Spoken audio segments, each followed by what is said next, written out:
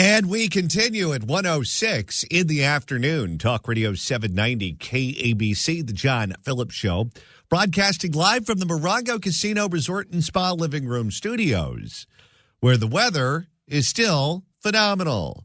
Mr. Randy Wings at the sports desk across the glass. John, earlier this morning, California Attorney General Rob Bonta held yet another press conference where he was armed with yet another bucket full of cliches. We talk about outcomes, results. Getting the job done. If he was any more of a dim bulb, you could use him at an Italian restaurant. Every type of leadership is about meeting the moment and rising to the occasion, and this is what's required. And so we're stepping up and getting it done. 800-222-KABC is the telephone number, 1-800-222-5222. It is a pleasure to welcome our next guest to the program. She is a professor of political science emeritus at California State University at Fullerton. Professor Barbara Stone, welcome. Happy Monday, John. Happy Monday to you. Let's start with this bombshell report on the DUI arrest of Assemblywoman Wendy Carrillo, where it was just picked up by someone who lived in the neighborhood who was woken up, I guess, when the parked cars got hit right outside his house, and he went out to see what was going on, where the cop told him that there's a separate set of rules for elected officials in California where they will not give them the DUI test in public the same way that they would give one to you or I. They took her back to the station, presumably wasted a lot of time, because the time between when the cops were called on the scene and the time that she was released, there's many, many hours in between. So who knows when they actually administered the test to her. But they said that for elected officials in California, they take them to a private place and do it in private in the name of transparency. What do you make of that? Oh, that words mean something, and that's in its own way absolutely hilarious. Actually, John, I have, in a funny way, very little to add to what you said in the last hour, because you have it right in terms of what happens in a one-party state, sometimes just in a one-party area. But in this case, it's a whole state, and you have people who have consistently misbehaved. The drunkenness is quite interesting, and yet they continue to be reelected. For what it's worth, you left out only one thing. The others who might run against them and be there don't care because they do the same thing, right? This is all about the perks. What you left out is the people paying for these campaigns for these losers. And you need to look at public unions, you need to look at other unions somewhat, and you need to look at, quote, activist groups who don't care in the slightest that you get someone like this woman, Wendy, as long as they vote the way they're supposed to. So it's a really bad situation. As far as giving her sobriety test in private, I don't blame the cops. There are a couple of things. Politics are a rough game. And clearly she was drunk as a skunk, to use an old phrase. And if somebody had video of her with lights on her, because this was the middle of the night or actually early morning, as she staggered around, that would be used as political fodder. If, in fact, she wins for city council, if I'm the police, I really don't want her coming after me. So I understand going to the private, even though they did try to give her time to sober up. I guess even that wasn't enough. Your dad was in the legislature. Was it like this in the old days, or were they more discreet about their drinking and that sort of thing because they knew they could lose their seat to someone in the other party if that information were made public? You know, it's in ways hard to draw the real parallel because my dad was there at the tail end of when it was a part-time legislature. So these people had to go home and smile sweetly at their constituents. And so I think that was a somewhat different dynamic. Were there drunks all over the place? Yes, though not quite so obvious. And right after that is when you got to the full-time legislature. That's when you had Jess Unruh, Big Daddy, running things. And what was it? His favorite? I always garble it, but it amounts to if you can't, with lobbyists, if you can't drink their booze, screw their women, take their money, and still vote against them, you're no man. That was what the attitude in Sacramento was. It just wasn't as much one party. So, yes, you tried to keep it a little out of the public eye because someone might come after you. And then to cut him a little bit of slack, not that we should, but to cut him a little bit of slack, I think there's something about that job that attracts people who are fond of alcohol. And I say that because if you live in an area like Los Angeles, you live in an area where there's a lot of fun things to do, and you get elected to the state assembly, and all of a sudden you go from living in an area where you know everyone and there's a lot of fun things to do to being in an area where you probably can't afford to have a regular house. You're probably living in a hotel or renting a room from someone, so you don't have a full kitchen. You're invited to different receptions every night of the week. It's a boring city. There's not much to do unless the Sacramento Kings are playing there. So what do you do to kill the time? You go from reception to reception, and you go from bar to bar. And that becomes your life. I think that's absolutely fair. Now, is this new? No.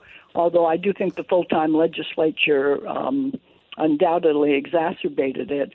But I can remember back in the day, and it was so funny because I happened to know him. I was up there with a group of students. I was meeting with someone having lunch, and a state senator from Orange County, by the way, a Republican, came in. It was noon. Looked around. Wandered around, got to the table where a lobbyist was sitting. Oh, blah, blah, blah. He invited him to sit down. There was lunch, there was booze, there was everything. So it's built into the lifestyle, and the more they're away from home, I suspect the worse it is. Although Wendy Carrillo appears able to do it, whether she's here or there. So I think, but I think, John, that's a good take on it, frankly. And then you add in the kind of person. Think about it. Is your highest ambition to be in the state assembly? No, they all want to be members of Congress or governor or senator. Yeah, and it's almost like it's, how am I going to put it? You start out as an activist now or working for a union, one of the two.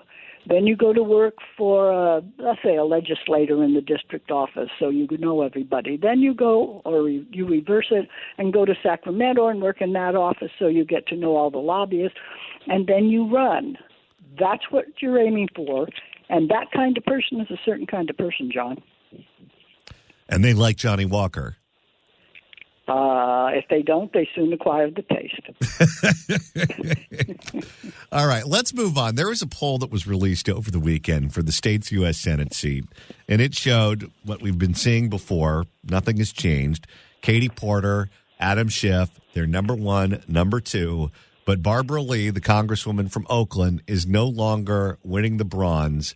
That goes to Steve Garvey, a Republican, and then you've got Barbara Lee right behind him. Barbara Lee has switched her position, or I guess not switched her position, but made her position clear this weekend that she is not siding with the Israelis. She is siding with the Palestinians. She wants a full ceasefire. She wants the ceasefire before the hostages are returned, before Hamas is removed from power. She doesn't care. She wants them to stop bombing Gaza, and she is siding with the Palestinian point of view. Adam Schiff is siding with the Biden administration, defending the Israelis.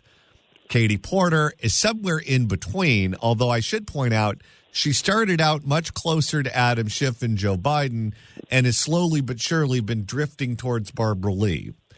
If Barbara Lee can't raise as much money as the other two, which has been the case since this thing started, and she's having a hard time finding an issue that differentiates herself from those two, is Israel the issue that could propel her into the top two?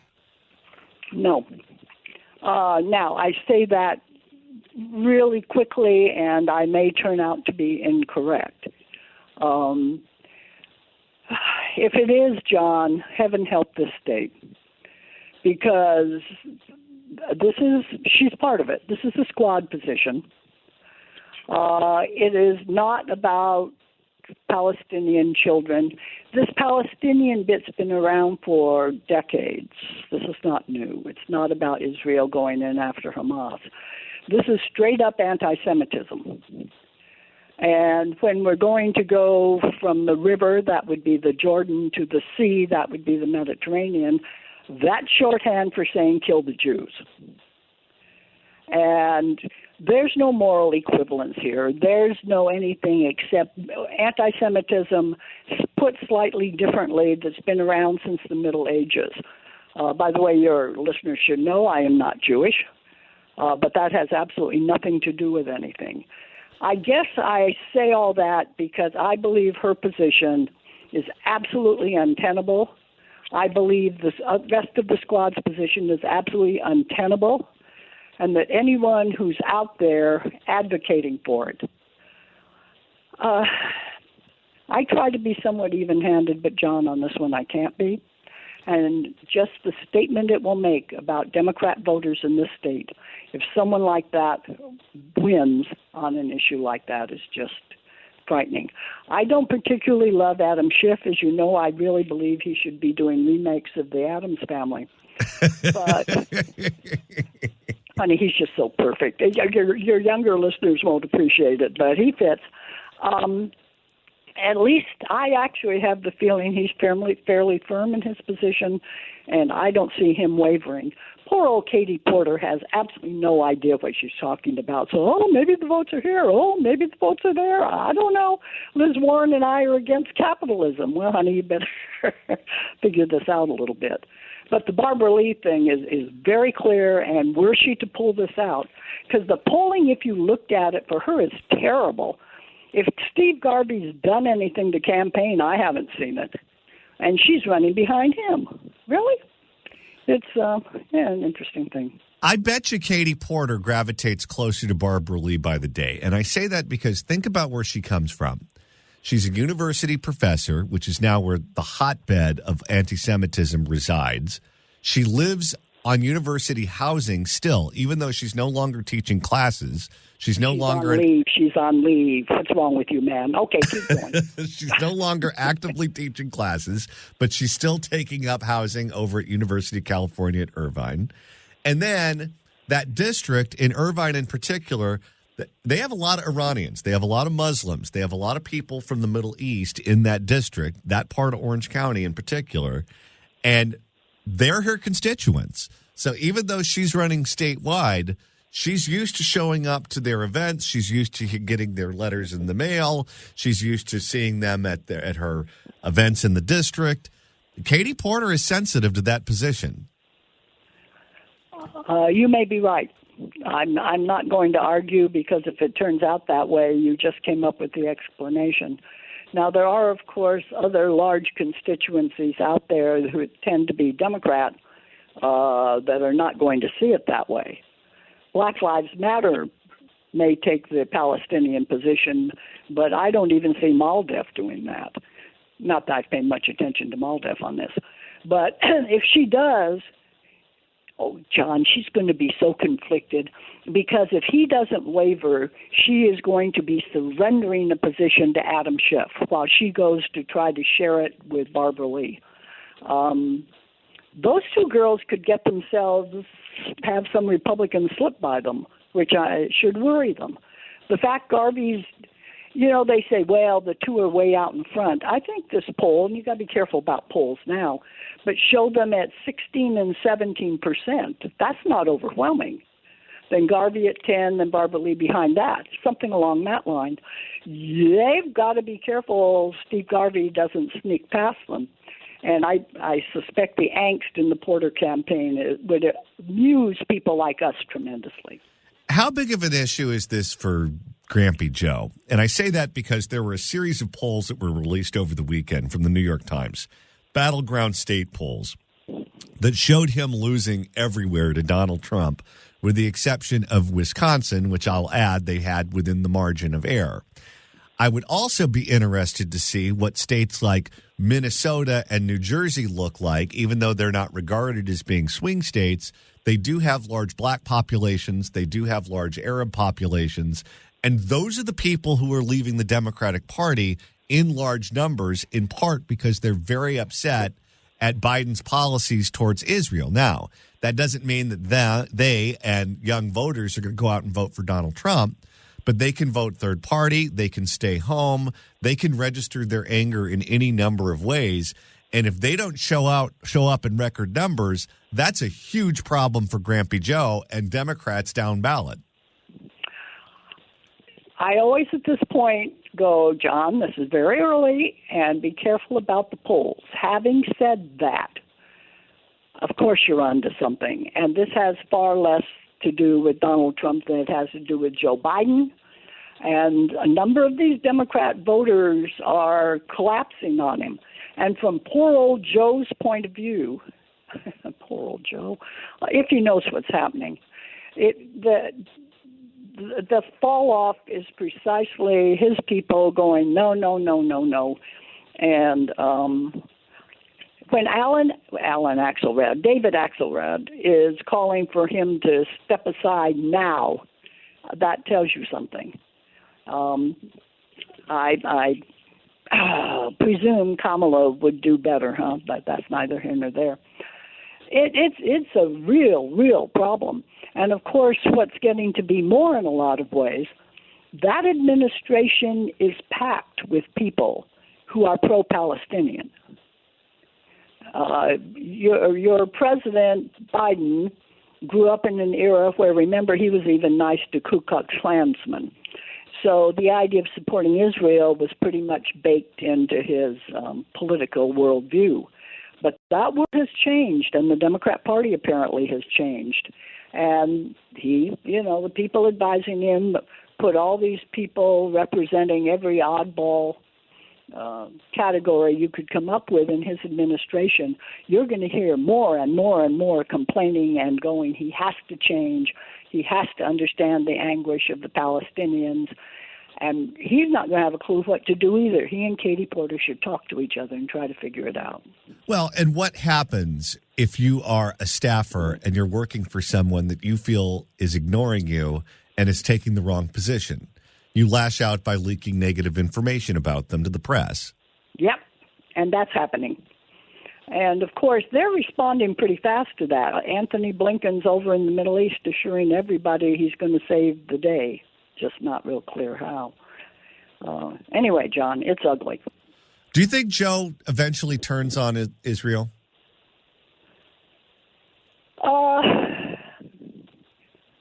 Because what I think he's going to do is I think he's going to turn on Israel but say he's not turning on Israel. Okay, that could be close. Now, there are going to be some interesting games here. You realize that the House Republicans passed the $14 billion for Israel. At the moment, the Democrats' excuse is, well, it has the poison pill because they actually are going to pay for it out of authorized but not filled IRS positions. Okay, guys, it's your priorities there. But Joe has promised if it gets to him, he's vetoing that, really. So that's making a statement that unfilled IRS positions are more important to me than the Israeli Iron Dome. He's already started down that road, John. It's going to get ugly. And there's a lot of... Go ahead. No, go ahead. I was going to say, at this point, I doubt the Israelis are listening to him.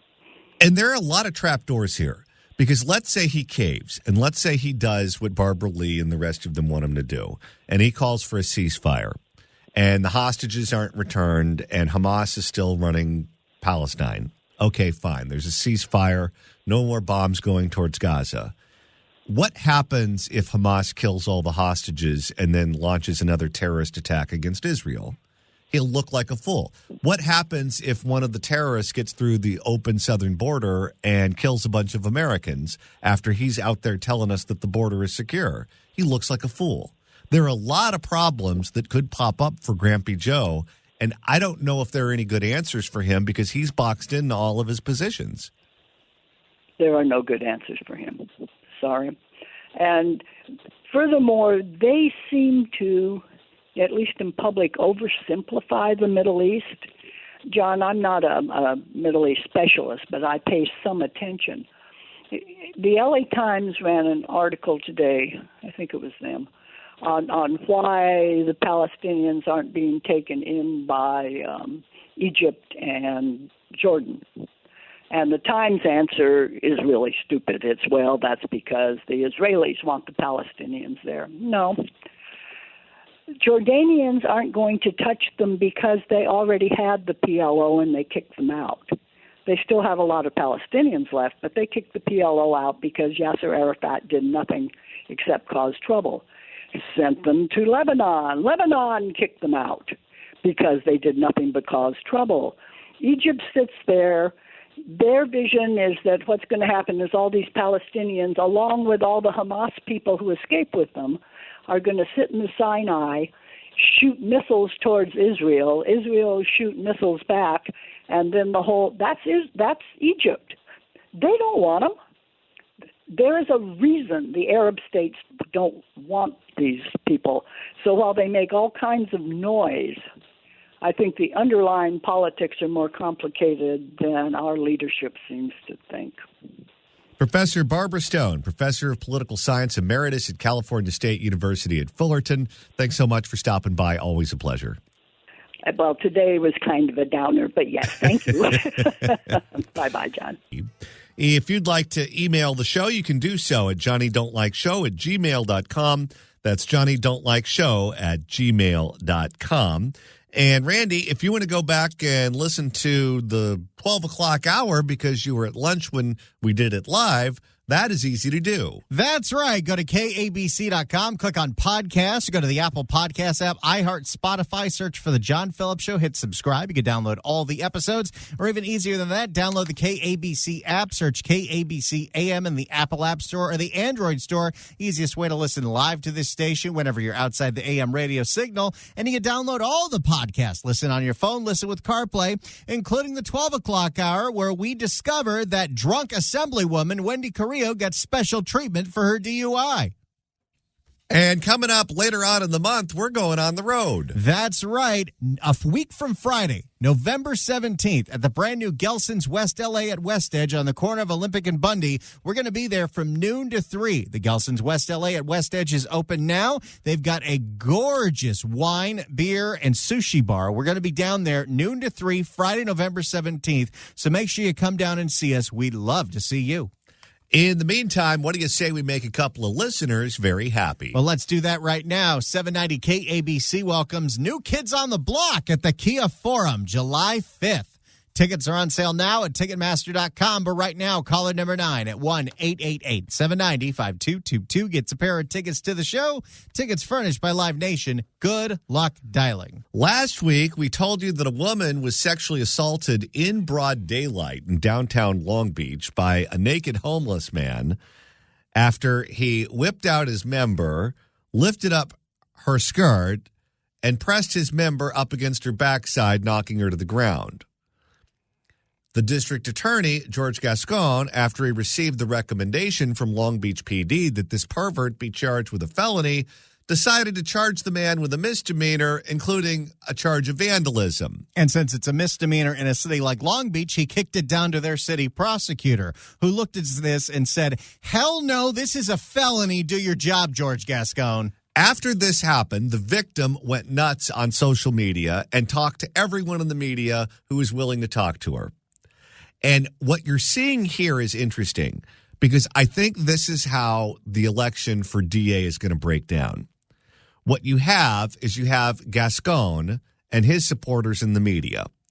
And his supporters in the media are the LA Times, Public Radio, and Spectrum. And it's them versus everyone else. Quite frankly. Because everyone else was reporting the story. And if you choose to report the story and you report it at least somewhat straight, Gascon looks awful. So what you do if you don't want to make Gascon look bad is you either ignore it or you slant it in his favor. Well, the pressure was apparently so much on Gascon and the negative attention was an avalanche, and even he felt it. And he decided to reverse his position and charge the man with a felony.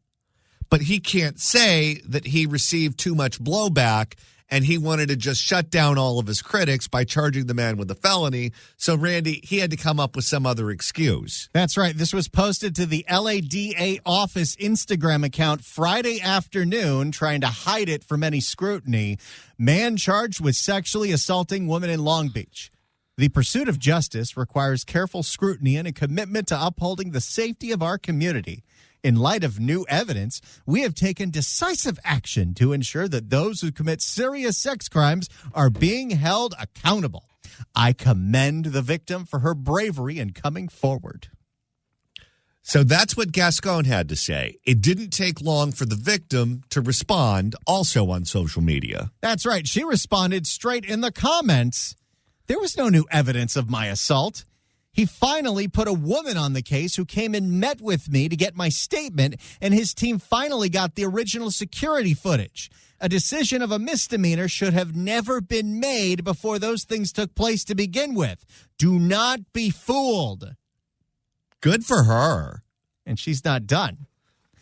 She responded to a comment from Detective Moses Casillo. There wasn't any. He finally put a woman on my case and finally came to get my statement, as they hadn't even looked at the original footage when they decided misdemeanors. The news cameras had this thing. Every single channel had the video. We saw the video. George Gascon didn't want to look at the video.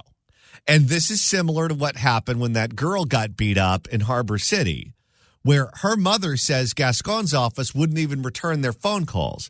How do you make a decision in terms of what you're going to charge someone with in a case without even interviewing the victim? And this is the guy who says he's the advocate for victims. She continues and says, the pressure and his new election made him do his job finally. That's the truth.